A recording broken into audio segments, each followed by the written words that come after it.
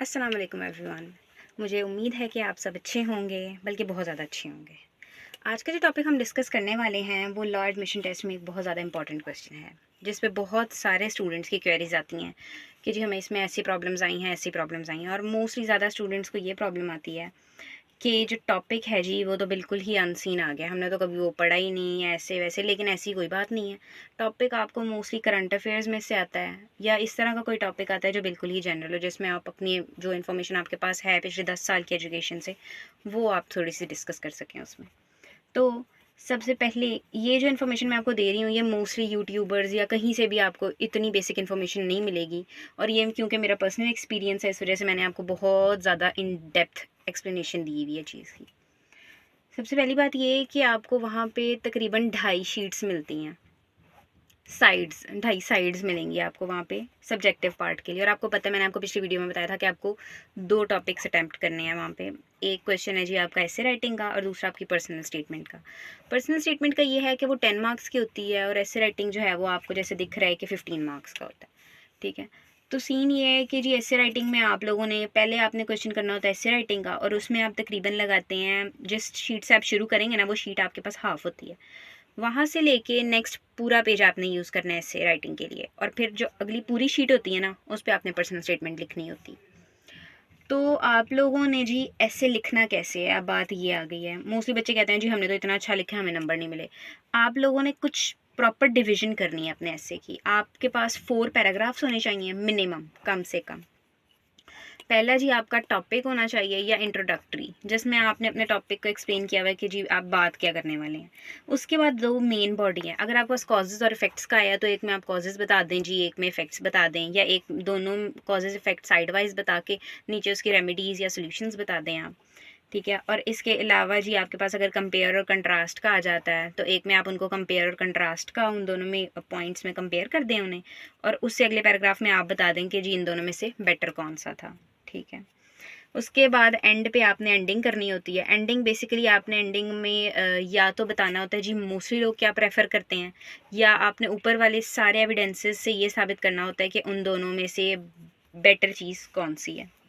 ठीक है, एंडिंग का एक पैराग्राफ आपका होता है। इस तरह आपके 4 पैराग्राफ्स बन जाते हैं। इनमें जो अब आपको चीज़ इस तरह से तो चलो सारों ने कर लिया। अब जो चीज़ आपके ऐसे को डिफरेंट करेगी लोगों के ऐसे से, वो ये है कि आपने मार्कर का यूज़ करना है।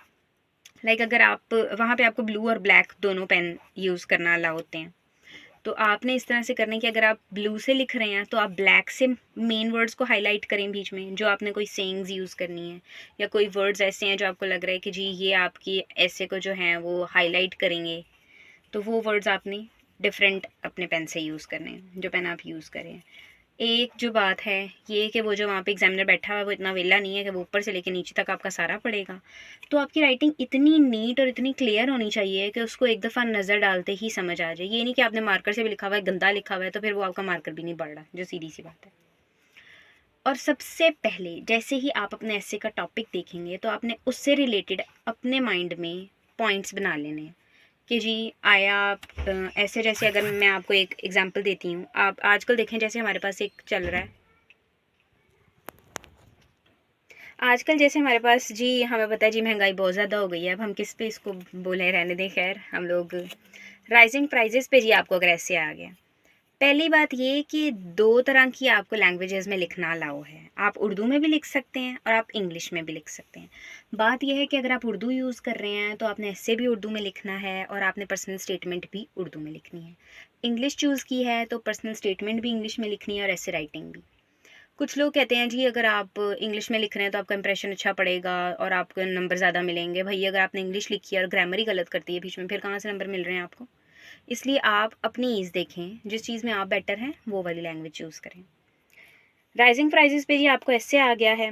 उसमें अब आपने सबसे पहले अपने माइंड में जी इंट्रोडक्शन बना लेना है कि आखिर ये है क्या? महंगाई है ना, राइजिंग प्राइजेस जैसे इन्फ्लेशन।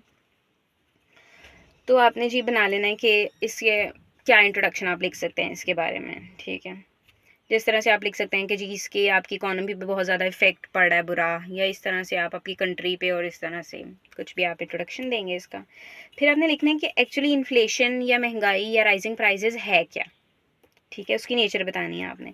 उसके बाद ऑब्वियसली अब ये एक ऐसा टॉपिक है जिसमें हम कोई यानी इसके इसके यानी पॉजिटिव इम्पैक्ट या इफ़ेक्ट नहीं लिख पा रहे, तो इसलिए हम इसके इल इफ़ेक्ट्स लिखेंगे, ठीक है। फिर हम लिखेंगे कि क्या चीज़ें हैं जिनकी वजह से महंगाई बढ़ रही है, कॉजेज़ ऑफ इन्फ्लेशन क्या है, ठीक है।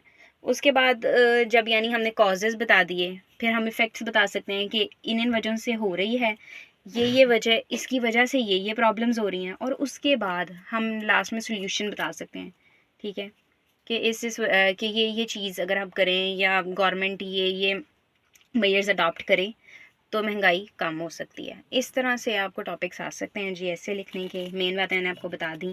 नीट लिखना है, रेलिवेंट लिखना है, उर्दू या इंग्लिश में से कोई एक लैंग्वेज चूज़ करनी है, दोनों क्वेश्चन उसी में अटैम्प्ट करने हैं।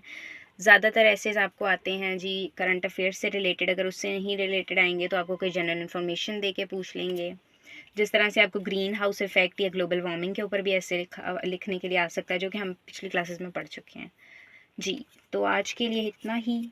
इससे रिलेटेड कोई क्वेरीज़ हैं आपकी तो मैंने अपना डिस्क्रिप्शन के अंदर अपना ईमेल दे दिया है, उस पर पूछ सकते हैं, कमेंट बॉक्स में पूछ सकते हैं।